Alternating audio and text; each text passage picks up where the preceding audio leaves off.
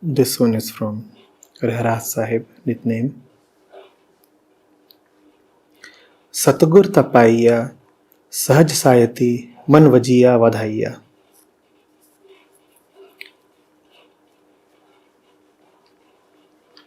I have found the true Guru without effort, with His grace, and my mind is enjoying the greetings of the bliss.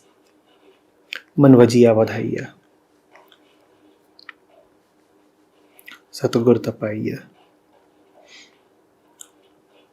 sahaj sayati. I have found the true Guru without effort, with His grace, and my mind is enjoying the greetings of the bliss. Vilash is writing, Pranam Acharya ji. This statement indicates that the true Guru can be found with His grace and without effort. Does one not get His grace when the mind stops putting efforts? Can you please help me understand what's the right place of efforts in our daily life? Thank you. Grace is available to you unconditionally,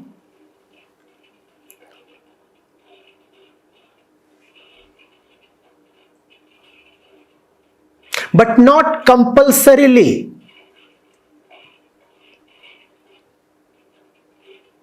You'll have to go into the difference between these two things. Grace is available unconditionally. The availability is unconditional, but the availability is not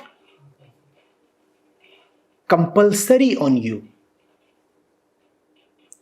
The availability is unconditional, but availing grace is not compulsory on you. There is a difference between something being available and something being availed. It is available unconditionally, but you would not be forced to compulsorily avail of it. You may remain ignorant towards it and you may keep rejecting it. It what? Grace.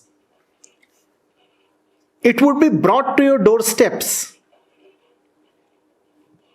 But grace is well-mannered. It won't break open the door.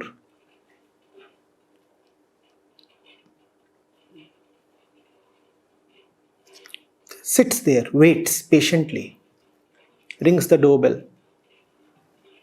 Once, twice, thrice. Knocks at the door. And you know, it is bad manners to knock too frequently. You knock once and then you wait for a while. And if you have knocked a great number of times, then decency suggests that the frequency of the knock should decrease. No? You can't keep knocking every 2 minutes, especially when you have been knocking since 2 centuries.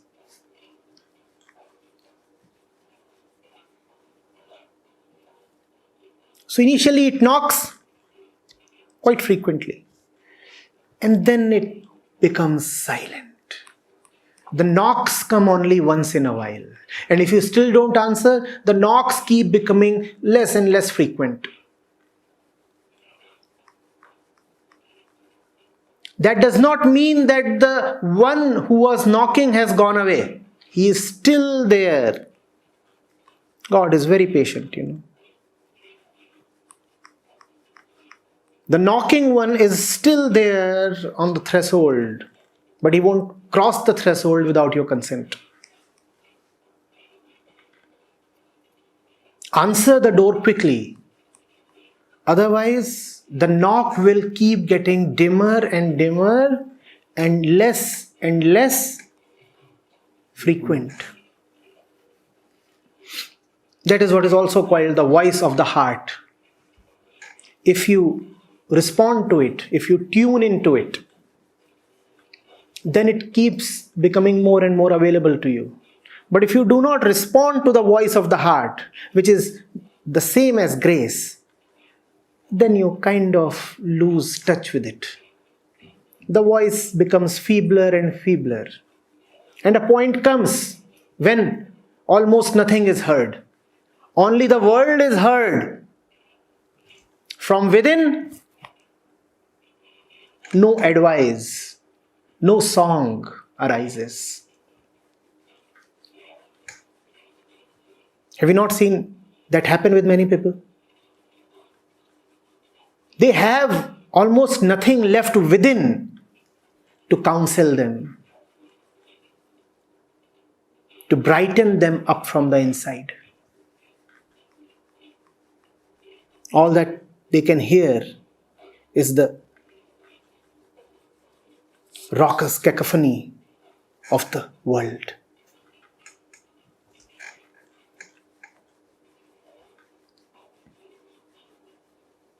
When grace strikes, get struck.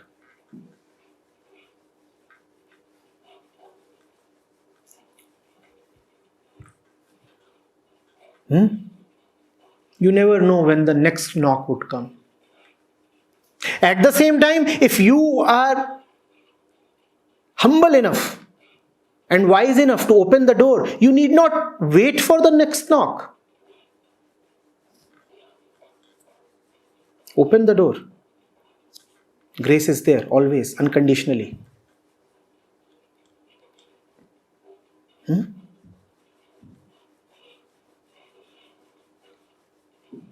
getting it? But we are not the ones who would just open the door on our own accord. Therefore, the saints have advised, whenever you hear the call, answer it. It is pardonable if you could not rush to the Lord on your own, but at least respond to Him when He is calling. Open the door. There is somebody knocking.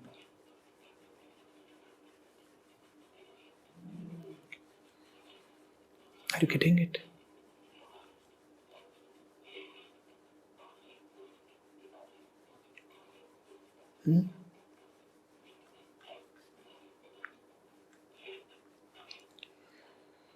It won't be improper to say that grace is almost shy.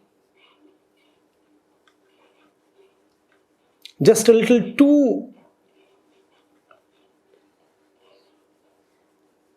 cultured in this indecent world of ours.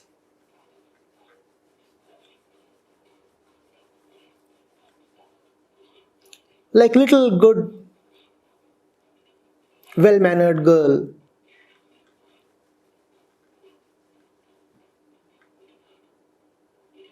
well-groomed, hair nicely combed.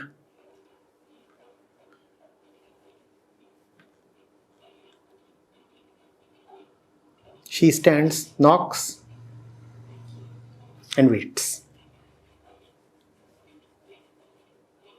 She will not hit at the door or hurl expletives from there.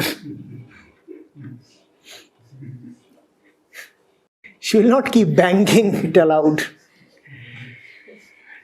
Her father has groomed her very nicely.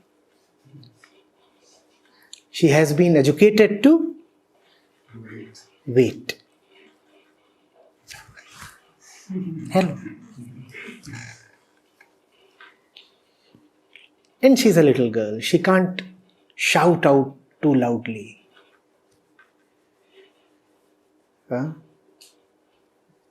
Abhilash, how long are you going to make her wait?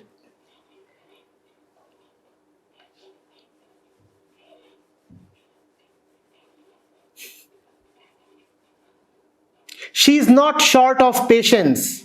You are short of time. Remember that. She has infinite patience. You have a teeny weeny little life. One day the gate will open. It could either be to welcome the little girl or to take your corpse out on a stretcher. What do you want the gate to open for? The gate has to open. It won't infinitely remain closed. And the girl would witness you being taken out dead and cold. And she would let out a little sigh.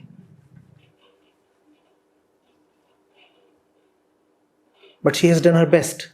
She knocked and she waited. You didn't respond. And now you are being carried out.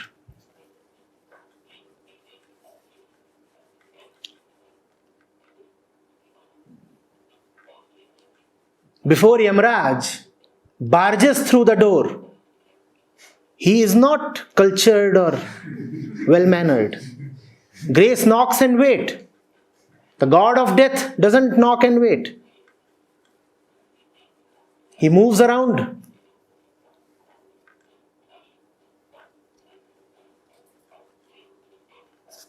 And what was then a buffalo and is now a bulldozer. You know, a bull buffalo.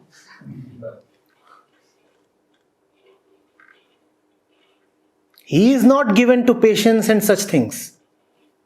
He won't tolerate a minute's unresponsiveness. If he says die and come, you won't get a second extra. It depends on you. Who do you want to respond to? Grace that gives you ample choice and waits for you? Or the bullman who will give you no choice at all, will just take you away.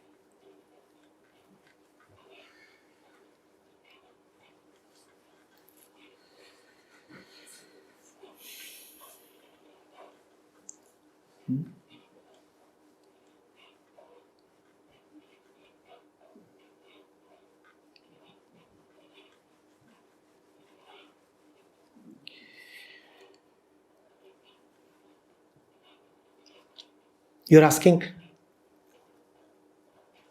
the Gurus are saying that grace was obtained effortlessly. What else can they say, Abhilash? She came right up to your doorsteps. Did you have to put effort? All the effort that is needed of you is that you get up from that lazy couch, walk up to the door and unbolt it. You call that effort? You call that effort? Therefore, the saints have insisted that God and Guru and grace are obtained effortlessly, without any effort. Because the real effort is done not by you. The real effort is done by the real doer, Karta Purakh. He is the one who is the real Kartar. He is the one who is really doing it. He is the father of the little girl. He made all the arrangements. He sent her down. Even if there was effort, to whom did it belong? To him. You were just required to accept his grace.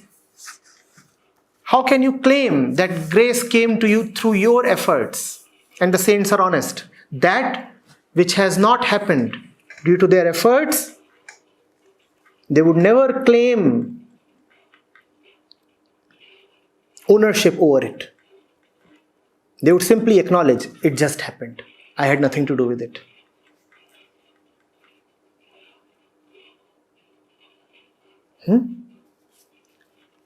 The real thing happens without your effort.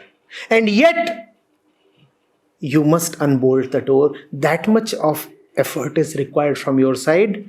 And Abhilash, the entire field of human spiritual practice is nothing but the art of unbolting the door. Now you see how little even the best of our efforts are. Even the ones who were the best of spiritual practitioners did no more than unbolt the door. You see the limits of human effortfulness. The ones who are lazy because they are just sleeping on their beds, or busy watching the television, half drunk or involved in something else. That's the situation of the lowest of human beings. Now let's look at the accomplishment of the highest of human beings. What is their accomplishment? What is the accomplishment of the absolutely highest of human beings? What have they done? They have just walked up to the main door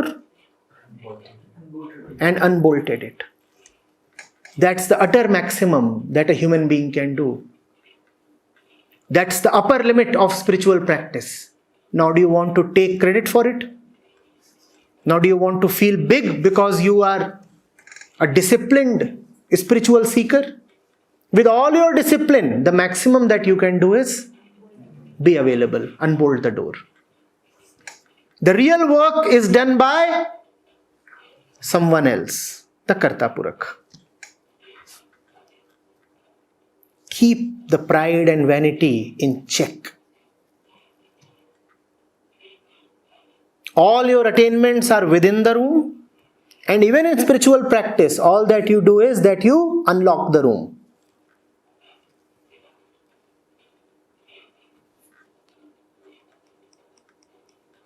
Is that clear?